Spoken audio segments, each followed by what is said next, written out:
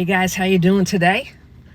So there's something I'm going to share. This is on my heart. It's kind of interesting. I'm going to share about our areas where we're vulnerable, that God has to work on those areas, and the enemy knows those areas, so he's going to test you, but God's going to test you in those areas. So that's why I have these going by. We all know, I'm waiting for the big one to come up. Here we go. Jacob was a cheater. Peter had a temper. David had an affair. Noah got drunk. Well, Moses was a murderer. David was a murderer. Paul witnessed to murder. Gideon was insecure. Jonah was afraid. Gideon was afraid. Rahab was a prostitute. Jacob lied. There's a lot of things in here that the enemy knows where you're vulnerable, and God knows where he needs to work on you. In my own life, let me get back to Moses. I'm sorry. Let me think about it. Moses, he had an anger situation. He rose up and he killed somebody, right? Now, he was thinking he was defending his brothers, but he rose up and he killed somebody. And then later on down the line, when the Lord told Moses to take the staff and just, and hit the rock, Moses smacked the rock. He smacked that sucker. I think he did it 3 times. And there was a consequence that he did that, because he did it in his anger. And that rock was symbolic of Christ. And then David, in his vulnerability, he had a woman problem. And so when he eyed Bathsheba that day, and by the way, he was supposed to be out at war. He wasn't supposed to be walking around his palace. He was actually supposed to be out at war, but he took that day off. And look what happened. You know the story, that there was a consequence for his action, because she was married. And so all these people, something happened. Rahab, she was a prostitute, and God had to work in that area for deliverance. Abraham got drunk, but Abraham also lied. He lied about his sister. His wife being his sister. Okay, so there are a lot of situations that God needs to work on. Now, getting to me, the Lord, I'm always in my car driving, because I have to drive from house to house to house to house. So the way God speaks to me in dreams, or he talks to me, is it's through my car, because I'm always driving. So with that said, there are many times I've had people literally drive right up on my bumper and honk their horn to push me out of the way. I had that happen last week. I thought I was going to be killed. It was a Mack truck. He had no reason to do that. He could have passed me on my left.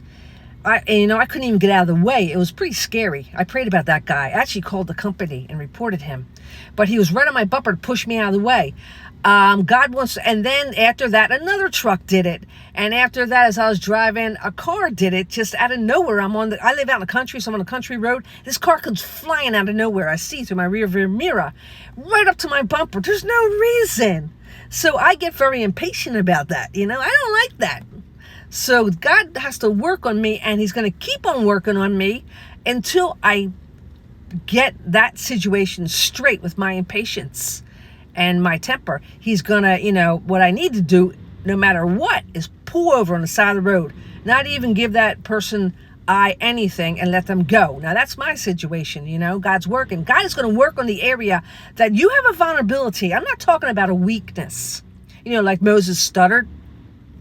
And God, I'm talking about an area where it's not of the Lord, and the Lord needs to work on your character there. Apostle Paul, he prayed 3 times to take something off him. Obviously, the Lord wanted to keep it there, I think to kind of keep him a little humble, so that his pride wouldn't get in the way, so he would see that it's the Lord that's working through you. The Lord uses my car, me in a dream in a car a lot of times, or he'll actually use a real life situation like I just told you in my car until I get it right. So Christian, whatever your area is, impatience, anger, resentment, lying, drinking, I don't know what your area is, but God is going to bring testings until you get it right, and he'll keep bringing that testing over and over. I'm going to tell you, there was a couple times where I pulled over, all right? And I thought, I pulled over. But then it happened again, and I didn't pull over. And needless to say, I kind of glared that person down. So I was like, dang it, because I know it's going to happen again until I get it right. Okay, and that's what I want to share. Now, we obviously everybody has a situation here, but God still uses these people. That's the good news. God still uses these people, even though we have situations. But he's gonna bring testing. And if God brings the testing, you know who else brings that testing? Well, guess who brings that person right up to my bumper like that? Well, that's the devil, all right? He brings that person up because he wants to take my life. But God uses it as a testing to see, what are you gonna do? What are you gonna do? I told you over and over.